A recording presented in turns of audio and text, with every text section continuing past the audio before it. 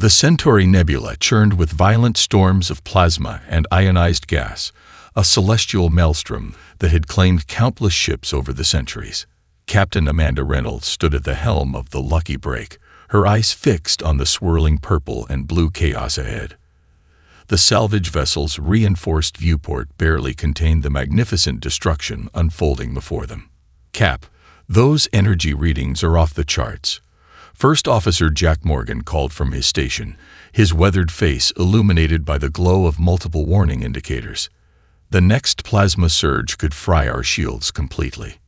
Amanda's fingers drummed against the command console as she studied the mysterious energy signature that had drawn them into this deadly section of space. Something about its pattern seemed almost deliberate. Transfer auxiliary power to the forward shields. This isn't just another dead ship out there. With all due respect, Lieutenant Sarah Cooper chimed in from engineering, her voice crackling over the intercom. "We've burned through 3 months of fuel chasing this ghost. The salvage authority will have our licenses if we come back empty-handed again." A smile tugged at Amanda's lips. Her crew was the best in human space, but even they couldn't feel what she felt about this particular find. 15 years of salvage operations had taught her to trust her instincts, and right now, they were screaming that something unprecedented waited in that nebula. "Plot a course through the next gap in the storm," she ordered, her voice steady despite the ship's increasing vibrations. "We've got exactly 8 minutes before the plasma currents shift again." The Lucky Break's engines roared to life, pushing the reinforced salvage vessel deeper into the chaos. Arcs of energy danced across their shields, creating a spectacular light show that would have been beautiful if it wasn't so deadly. Warning klaxons blared as they pushed through a particularly dense cluster of ionized gas. "Shields at 40%. Morgan shouted over the growing chaos. "Whatever's out there better be worth it, Cap." Amanda's response died in her throat as they emerged into a relatively calm pocket within the nebula. There, suspended in the eye of the celestial storm, hung something impossible. The vessel was massive, easily 3 times the size of the largest human capital ships. Its hull seemed to be made of interlocking crystalline plates that absorbed the nebula's light rather than reflecting it. "My God," Cooper whispered, all thoughts of fuel consumption forgotten. That can't be Galactic Council tech. The hull structure doesn't match anything in our databases." Amanda leaned forward, her heart racing. The alien ship showed no signs of damage despite its age, no evidence of the cosmic radiation that should have reduced it to atoms centuries ago. "Launch the survey drones, full spectrum analysis, and someone get me a line to command before the nebula closes up again." The drones deployed, their small forms dwarfed by the colossal vessel. As preliminary data began streaming in, the crew fell into stunned silence. The ship's hull wasn't just surviving the nebula's radiation, it was actively processing it, using the deadly energy in ways their sensors couldn't even begin to comprehend. "Cap," Morgan called out, his voice unusually quiet. "The quantum signature. It's identical to those theoretical models the Council dismissed last year, the ones about space-time manipulation." Amanda's eyes narrowed as she studied the readings. The Galactic Council had laughed humanity out of their chambers when they proposed those theories, calling them primitive misunderstandings of basic physics. Yet here floated living proof that someone somewhere had made those theories real. "Begin docking procedures," she ordered, ignoring the startled looks from her bridge crew. "And send a priority message to Neptune shipyards. Tell them we're bringing in something that's going to rewrite everything we think we know about space travel." As the Lucky Break maneuvered closer to the mysterious vessel, Amanda couldn't shake the feeling that they hadn't just found this ship by accident.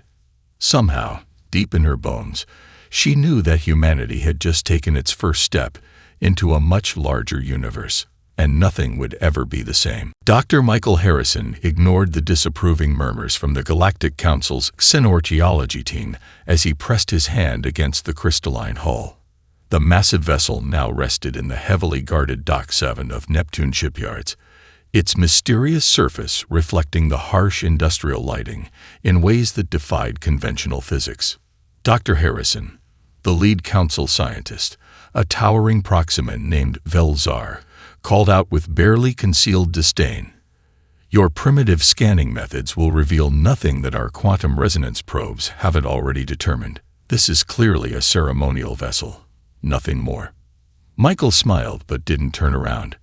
After 3 weeks of studying the ship, he'd learned to tune out the council's condescension. Instead, he focused on the strange warmth emanating from the hull, a warmth that, according to every known law of thermodynamics, shouldn't exist in the cold vacuum of the dock. "Jenny," he called to his assistant, "bring me the neural pattern scanner, the portable one." Jenny Parker, a brilliant young physicist in her own right, hurried over with the device, a human invention that the council had dismissed as crude and unreliable. As Michael calibrated it against the hull's surface, the scanner's display erupted with cascading data.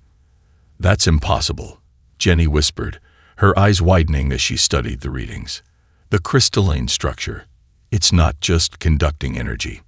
It's processing it, like a quantum computer, but orders of magnitude more complex." Michael's hands trembled as he expanded the scan area. The patterns they were seeing weren't random or decorative. They were computational matrices, dormant but intact. "Get me a direct feed to the main lab. We need to." A sudden pulse of energy from the hull interrupted him, sending the nearby council instruments into a frenzy of alarms. The crystalline surface beneath Michael's hand flickered with an inner light, responding to the neural scanner in ways that made the council scientists back away in alarm. "Shut it down," Velzar demanded, his chromatic scales flashing warning colors. "You'll destabilize the entire." The rest of his warning was drowned out by a low hum that seemed to emanate from the very structure of the ship itself.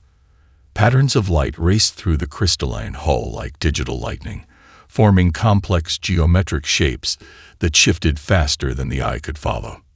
"Jenny, are you seeing this?" Michael asked, frantically recording data as the ship awakened. "The quantum matrices, they're not just similar to human neural patterns. They're compatible with them. That's why none of the council's probes could activate it." The revelation hit him like a physical force. Every spacefaring race in the galaxy had evolved increasingly linear, structured neural patterns, something they considered a mark of superior evolution. Only humans had retained their primitive neural chaos, the very thing that made the council consider them barely civilized. "Dr. Harrison," Captain Reynolds' voice cut through the chaos as she strode into the dock, her salvage crew close behind. "Care to explain why my ship's quantum sensors just went into meltdown?" Michael turned to her, his eyes bright with discovery. "Captain, remember those theoretical papers about quantum consciousness integration that got me laughed out of the council symposium last year? This ship doesn't just prove they were possible, it was built to require them. Built to require us." The implications silenced even the protesting council scientists. A ship that could only be awakened by human neural patterns. The technical implications alone were staggering, but the political ramifications. "If you're right," Amanda said slowly, "then why did its builders make it this way? And more importantly, what else can it do?" Before Michael could answer, another surge of energy pulsed through the ship. This time, the crystalline hull responded not just with light, but with actual changes in its molecular structure, reconfiguring itself like a living thing waking from a long sleep. "I don't know," Michael admitted, watching in awe as new patterns emerged across the vessel's surface, "but I think it's about to show us. And something tells me the council isn't going to like what we discover." As if in response to his words, the ship's energy signature suddenly doubled, then tripled, its quantum matrices spinning up to levels that shouldn't have been possible. The human era of space exploration was about to take a very unexpected turn. Neptune Shipyard's research lab Omega hummed with activity as Dr. Michael Harrison stared at the holographic display, his eyes burning from too many sleepless nights. The quantum patterns flowing across the screen matched nothing in any known database, human or alien. Yet somehow, they felt familiar. Another neural interface test failed, Jenny reported, removing the scanning equipment from their latest volunteer. That's the 18th attempt. The ship responds to human brain patterns in general, but it's rejecting direct connections. Michael rubbed his temples, fighting exhaustion. They'd been at this for weeks, trying to unlock the vessel's secrets while Council observers watched their every move. The ship's quantum matrices had shown incredible potential. They could literally rewrite local physics, but without a stable interface, that power remained frustratingly out of reach. Dr. Harrison. Captain Reynolds' voice cut through his thoughts as she strode into the lab. Your team's power requirements just tripped half the station's safety protocols. Again. Sorry, Captain, he began, but stopped when he saw her expression. She wasn't angry, she was excited. Don't apologize, she said, tossing a datapad onto his desk. Look at these readings from the Lucky Break sensors. The ship's quantum field. It's not random. It's resonating with human neural patterns, but not just any patterns. It's looking for something specific. Michael's eyes widened as he studied the data. These wavelengths, they're chaotic, almost erratic, but there's a pattern hidden in the chaos. Jenny, pull up the neural scans from our failed interface attempts. The holograms shifted, showing 18 different neural patterns. All of them were typical examples of human brain activity, ordered chaos, as the Council scientists like to say with disdain. But when Michael overlaid the ship's quantum resonance, there, Jenny pointed to a stark difference. Our test subjects' patterns are too structured. We've been selecting people with the highest cognitive organization scores. But look at this.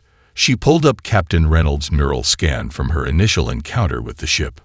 Michael felt his heart race as the patterns aligned perfectly. Your neural architecture, it's got twice the normal variation rate. Most people's brains develop more rigid patterns as they age, but yours stayed chaotic, Amanda finished, understanding dawning in her eyes. That's why I could sense something different about the ship in the nebula. That's why it responded to me. The lab erupted into action as they recalibrated their equipment.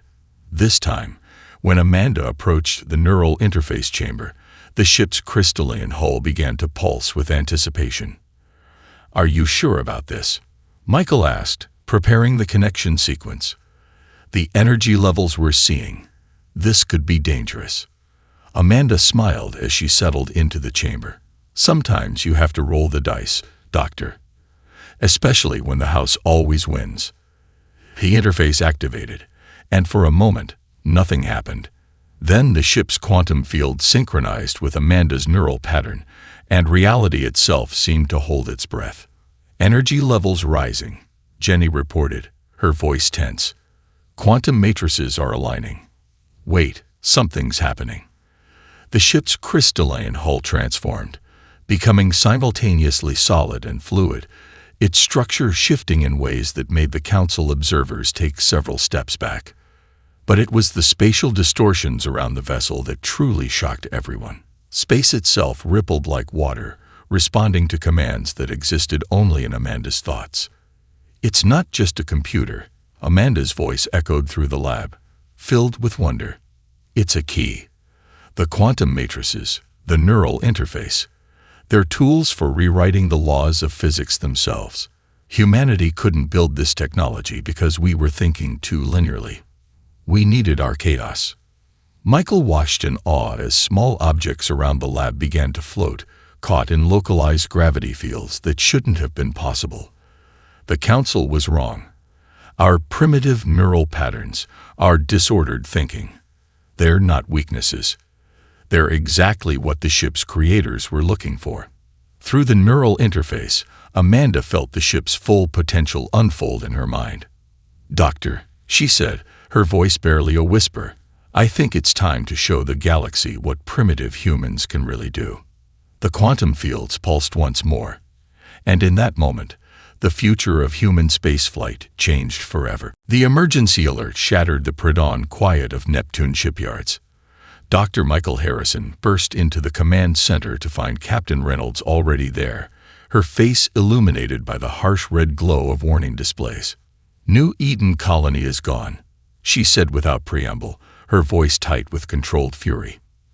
The Nexus hegemony broke through their defensive line like it wasn't even there. 8 million civilians, just erased. The holographic display showed the devastation in brutal detail. The hegemony's quantum phase weapons had literally unwritten portions of the colony from existence, leaving perfectly spherical voids where buildings, streets, and people had once been. "They're using some kind of localized reality deletion effect," Jenny explained, her fingers flying over the analysis console. "Their weapons don't just destroy matter. They remove it from our universe entirely. Conventional shields can't stop something that rewrites physics itself." Michael felt his blood run cold as he studied the attack pattern. This isn't just an invasion. They're methodically testing our defenses, learning our response times. This is the beginning of a systematic extermination. Status report. Admiral James Walker's voice boomed through the command center as he strode in, followed by a grim-faced contingent of fleet officers. "I've got 3 more colonies going dark, and the Galactic Council is still deliberating on our request for assistance." "They won't help," Amanda said, her neural link with the ancient ship feeding her strategic insights that bordered on precognition.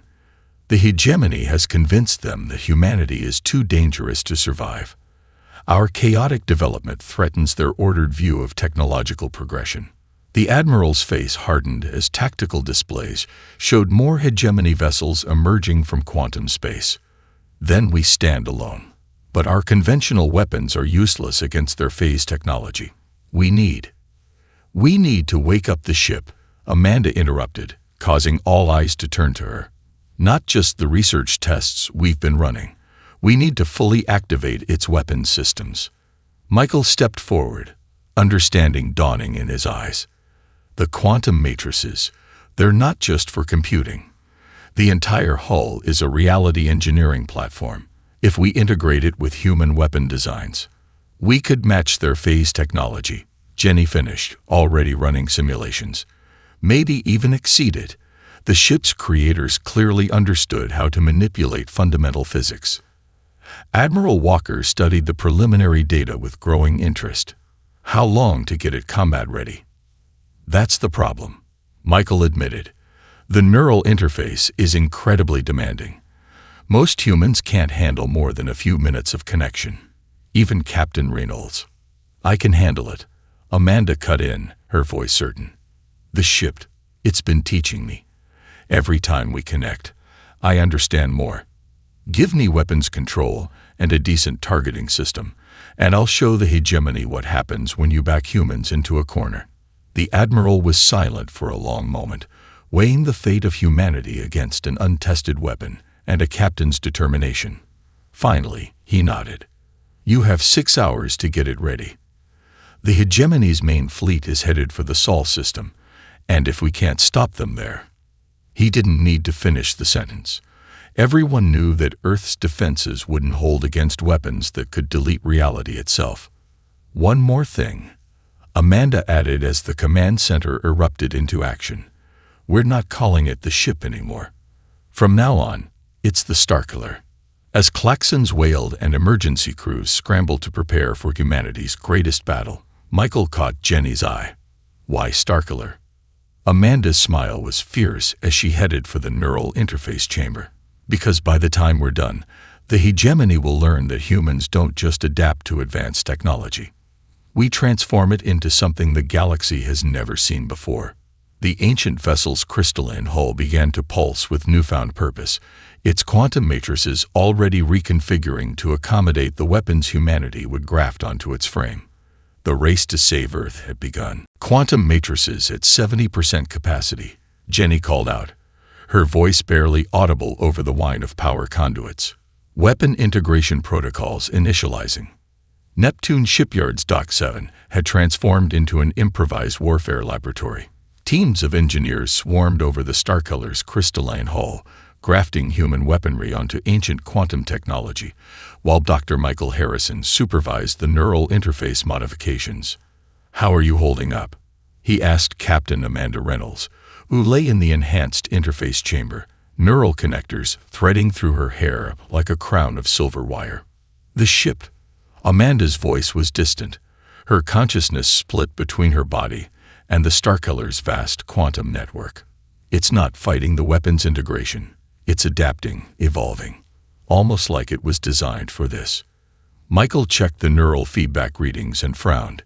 "Your synaptic load is approaching critical levels." We shoaled. "No time," she interrupted, her eyes moving rapidly behind closed lids. "The hegemony fleet just destroyed our outer defense platforms. 3 hours until they reach Earth." Admiral Walker paced nearby, coordinating the last-ditch defense of the solar system. "Status report on the primary weapons." Jenny's hands flew across her console as she compiled the data. Phase cannons successfully integrated into the quantum matrix. The ship's reality warping field is amplifying their power by an order of magnitude. But the real breakthrough is the probability mirror system. "Explain," the Admiral demanded. "The crystalline hull," Michael said, pointing to where engineers were mounting the final weapons array. "It doesn't just channel energy, it creates quantum echoes. When we fire a weapon, it exists in multiple states simultaneously. One shot becomes dozens, each striking from a different probability vector." "And the defensive capabilities?" Amanda answered without opening her eyes. "Better than we hoped. The quantum field can predict incoming fire before it's launched. We're not just deflecting attacks, we're erasing them from possibility." Warning klaxons suddenly blared through the shipyard. "Hegemony scout ships detected," a tactical officer shouted. "They found us." "We're out of time," Admiral Walker declared. "Can she fight?" Michael glanced at his readings. Amanda's neural patterns were pushing dangerous limits, but the integration between human and ship was holding steady. "The weapons are online, but we haven't tested." A blast of quantum phase energy cut through space, aimed directly at the shipyard. Before anyone could react, the Starkiller's hull flared with impossible light. The destructive beam simply ceased to exist, erased by a localized probability field that rewrote the laws of physics in a 10-kilometer sphere. "Target locked," Amanda announced, her voice overlaid with harmonics from the ship's quantum processors. "Returning fire." The Starkiller's main phase cannon fired, its beams splitting into a dozen quantum-mirrored versions. Each shot struck the lead hegemony vessel simultaneously, approaching from different angles in spacetime. The enemy ship didn't explode, it unraveled, its very atoms dissolving as reality itself rejected its existence. "By all the stars," the Admiral whispered as the remaining scout ships fled in panic. "What did we just witness?" "The perfect fusion of human intuition and quantum engineering," Michael replied, watching in awe as new patterns of light raced across the Starkiller's hull. "Our primitive weapons combined with the ship's reality-altering technology. We didn't just build a better weapon," Jenny finished, her eyes wide as she studied the combat data. "We created something entirely new, something that breaks all the rules." In her interface chamber, Amanda smiled as she felt the Starkiller's full power flowing through her consciousness. The ship had needed humanity's chaos to wake up, and humanity had needed its quantum technology to survive. Together, they were about to rewrite the rules of warfare. "Signal the fleet," she commanded, her voice steady despite the enormous neural load. "Tell them to fall back to Earth. The hegemony wants to see what primitive humans are capable of." The Starkiller's weapons powered up, its crystalline hull now pulsing with deadly purpose. "We'll show them exactly how dangerous we can be." The void between Mars and Earth lit up with quantum fire as the hegemony's vanguard fleet emerged from hyperspace. 30 warships, each bristling with reality deletion weapons, moved into attack formation. Their target, the lone vessel waiting in high Mars orbit. Enemy fleet composition analyzed, Jenny reported from her station aboard the Starkiller. 5 heavy destroyers, 18 cruisers, 7 support vessels. They're deploying quantum phase screens. Captain Amanda Reynolds watched through both human eyes and quantum sensors as the enemy approached. The neural interface hummed in perfect harmony with her thoughts, the ship's crystalline hull responding to her slightest mental command. "They're broadcasting," Dr. Michael Harrison announced from his monitoring station. "System-wide signal."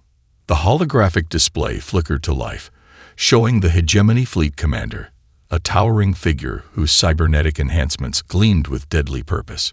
"Primitive species," the alien's translated voice dripped with contempt. "Your destruction has been sanctioned by the Council itself. Your chaotic nature poses too great a risk to galactic order." Amanda's laugh echoed through the command center. "Funny thing about chaos," she replied, feeling the Starcolor's weapons powering up through her neural link. "It has a way of creating the most interesting possibilities." The Hegemony Commander's response was to open fire. 30 ships unleashed their quantum phase beams simultaneously, each capable of erasing a city from existence. The combined firepower would have annihilated any human battle fleet. But the Starkiller wasn't just a human vessel anymore. The crystalline hull flared with impossible light as probability mirrors sprang into existence. Each enemy beam struck a quantum echo, its destructive energy scattered across 1,000 possible timelines before being channeled back into the ship's power matrix. "Energy absorption complete," Jenny reported, her voice filled with wonder. "The quantum matrices, they're not just deflecting the attacks. They're learning from them." "My turn," Amanda whispered. The neural interface surged with power as she unleashed the Starcolor's full arsenal. Reality itself seemed to shudder as human ingenuity met quantum engineering. Phase cannons fired, each shot splitting into dozens of probability-mirrored versions. But these weren't simple copies. Each version carried a different quantum signature, making it impossible for enemy shields to block them all. 3 Hegemony cruisers vanished in the first volley, their atoms scattered across multiple dimensions. A 4th spun out of control as localized time distortions aged half its hull to dust, while leaving the rest untouched. "Impossible," the Hegemony Commander roared. "No primitive species called." "Could what?" Amanda interrupted. Her consciousness expanded through the ship's sensors. "Could take your superior technology and transform it into something new. Could understand quantum mechanics in ways your rigid minds never considered." The remaining enemy vessels regrouped, adjusting their shield frequencies. But Amanda had already anticipated their response. The Starcolor's hull reconfigured, quantum matrices solving complex dimensional equations faster than any computer ever built. "Let me show you what happens when you combine human creativity with advanced quantum science," she said, and unleashed their secret weapon. The space around the Hegemony fleet twisted as probability itself rebelled. Reality bubbles formed and collapsed, each containing a different version of the Starcolor firing from a different angle. The enemy found themselves under attack, not just from multiple directions, but from multiple versions of space-time simultaneously. "By the eternal void," Michael breathed, watching the sensor readings. "The quantum matrices aren't just creating mirror images. They're actually spawning temporary parallel universes for tactical advantage." The battle lasted less than 5 minutes. When it ended, the mighty Hegemony Vanguard had been reduced to scattered debris and quantum echoes. The Starcolor hung in space, its crystalline hull pulsing with newly acquired power signatures. "Send word to Earth," Amanda commanded, her voice steady despite the enormous neural load. "Tell them." She smiled as the ship's sensors detected the main Hegemony fleet approaching. "Tell them we've just figured out how to win this war." In the depths of space, the Starcolor's quantum matrices continued to evolve, proving that sometimes the most powerful weapons aren't the ones you build, but the ones you dare to imagine. Earth's orbital defense grid lit up as the Hegemony's main fleet emerged from quantum space. 200 warships strong, led by their flagship, Reality's End, they formed an attack pattern that blotted out the stars themselves. Fleet analysis complete. Jenny's voice was tight as she read the tactical display aboard the Starcolor. They've modified their quantum phase weapons based on the Vanguard's battle data. Standard probability mirrors won't be enough this time. Captain Amanda Reynolds opened her eyes in the neural interface chamber, holographic displays swimming with combat data. Through her connection to the ship, she could feel the enemy vessel's hostile intent like a gathering storm. Multiple transmission signals, Dr. Michael Harrison reported. They're broadcasting on all frequencies. The Hegemony Supreme Commander's image appeared, his cybernetic implants gleaming with cruel purpose. Your primitive victory over our Vanguard was noteworthy. But now you face the combined might of true civilization. Surrender, and we will make your extinction painless. Amanda's response was to activate the Starkiller's evolved weapon systems. The crystalline hull began to pulse with new patterns of light, quantum matrices solving impossible equations as reality itself prepared to be rewritten. Humanity doesn't surrender, she replied, her voice carrying harmonics from the ship's quantum processors. We adapt. We overcome. And right now, we're about to show you exactly why the ship's creators chose us. The Hegemony fleet opened fire, 200 quantum phase beams converging on the Starkiller's position. But Amanda had anticipated this.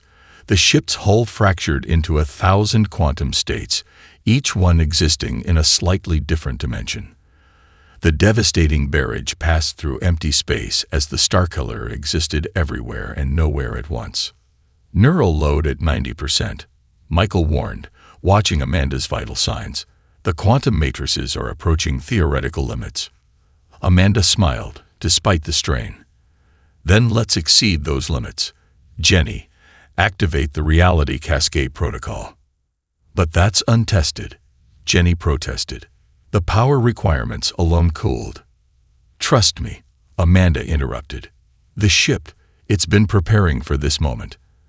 Everything we've learned, every battle, every test, it was all leading to this. The Starkiller's hull began to transform, its crystalline structure becoming something that shouldn't exist in normal space. Quantum probability fields collapsed and expanded in impossible ways as human intuition merged with ancient technology. By all the stars, Michael whispered as his instruments tried to make sense of what they were recording. We're not just creating quantum echoes anymore. We're actually rewriting the underlying laws of physics in a 10-light-minute sphere. The Hegemony fleet's precise formation began to break apart as their sensors registered what was happening. Reality itself was being re-engineered around them, their advanced technology suddenly operating under new and unpredictable rules. Your quantum phase weapons require normal spacetime to function, Amanda broadcast to the increasingly panicked enemy fleet. But who says we have to play by those rules?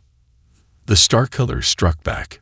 Each weapon firing created not just probability mirrors, but entire cascading chains of cause and effect. Enemy ships found themselves trapped in temporal loops, their weapons firing backwards in time. Others phased partially into parallel dimensions, their hulls shearing apart as different sections existed in different realities.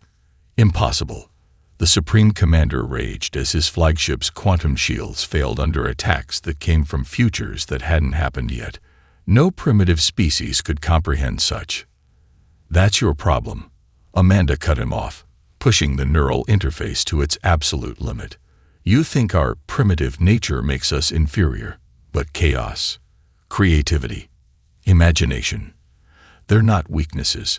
They're the keys to understanding the universe in ways your ordered minds never could.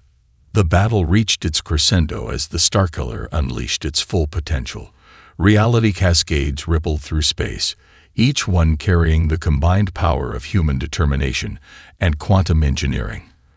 When the light finally faded, the mighty Hegemony fleet had been reduced to scattered atoms and dimensional echoes. Message from Earth Command, Jenny reported, her voice filled with awe. They're asking what just happened. Amanda leaned back in the interface chamber, exhausted but triumphant. Tell them humanity just rewrote the rules of warfare, and we're just getting started. The Starkiller's crystalline hull gleamed in Earth's sunlight as Dr. Michael Harrison studied the new patterns that had emerged during the final battle. 1 week after humanity's victory, The ship's quantum matrices were still revealing new secrets. "These configurations," he muttered, comparing holographic displays. "They're not random adaptations. They're following a predetermined sequence." Captain Amanda Reynolds washed from her recovery bed in the medical bay, her neural patterns still stabilizing after the intense combat integration. "The ship was teaching us," she said softly. "Every discovery, every battle, it was all part of a greater design." "She's right," Jenny confirmed, rushing into the room with fresh data streams. "I've been analyzing the quantum signature variations. The ship didn't just accept our modifications, it guided them, like it knew exactly how humans would approach each problem." Admiral Walker joined them, his uniform bearing new medals from the victory celebration. "Are you suggesting this was some kind of test?"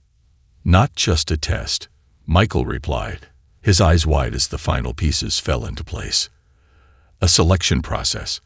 Computer, display protocol 0. The room's holographic system activated, showing a hidden program that had laid dormant in the ship's core systems until now. Ancient symbols transformed into modern language as the quantum matrices decoded them. To the species reading this, Amanda read aloud, her voice growing stronger with each word. "You have proven yourselves worthy. We are the Forerunners. And we left these vessels, these keys, throughout the galaxy, waiting for those who could unlock their true potential." "Multiple signals detected," Jenny exclaimed, checking her instruments. "Quantum signatures matching the star killer. They're activating all across the galaxy. Dozens of them." Michael nodded as understanding dawned. The hegemony, the council, they all found similar ships. But their rigid thinking, their obsession with order and control. They couldn't see the real purpose, Amanda finished. They stripped the ships for parts or turned them into museums. Only humanity's primitive approach, our willingness to imagine new possibilities. The holographic message continued, showing maps of distant star systems where other quantum ships lay waiting. "Your species has demonstrated the perfect balance of chaos and creativity, of innovation and understanding. You did not simply use our technology. You transformed it, improved it, saw potential where others saw only relics." Admiral Walker studied the galactic display with growing amazement. "Each of those ships, they're not just weapons, are they?" "No," Michael confirmed. "They're seeds. The Forerunners didn't want passive inheritors. They wanted successors who could take their legacy and evolve it into something new. Something even they couldn't imagine." A new section of the message activated, revealing technical specifications that made even Jenny gasp. "These designs, they're not just for weapons. There's technology here for terraforming, for dimensional engineering, for things we haven't even dreamed of yet." "And that's exactly the point," Amanda said, standing despite her doctor's protests. "The Forerunners knew that true advancement doesn't come from following established paths. It comes from those willing to break the rules, to try the impossible." The Galactic Council's representatives, who had been silently observing from the back of the room, finally spoke. "We may have been hasty in our judgment of humanity's methods," their leader admitted. "Perhaps there is something to be learned from your unique perspective." Amanda smiled as she felt the Starkiller's quantum matrices humming with new purpose. "That's the greatest lesson the Forerunners left us. The galaxy doesn't need more species seeking perfection through order. It needs those willing to embrace chaos, to see patterns in randomness, to transform old ideas into something revolutionary." As if in response, the ship's crystalline hull began to pulse with new configurations, showing glimpses of possibilities that would have seemed impossible just months ago. Humanity hadn't just passed the test, they had exceeded its parameters, proving that sometimes the greatest achievements come from those everyone else dismisses as primitive. "So," Admiral Walker asked, "what do we do now?" Amanda's eyes sparkled with the same determination that had helped her unlock the ship's secrets. Now we show the galaxy what humanity can really do when we're given the right tools and the freedom to reimagine them. The Forerunners gave us the keys. Let's see what doors we can open."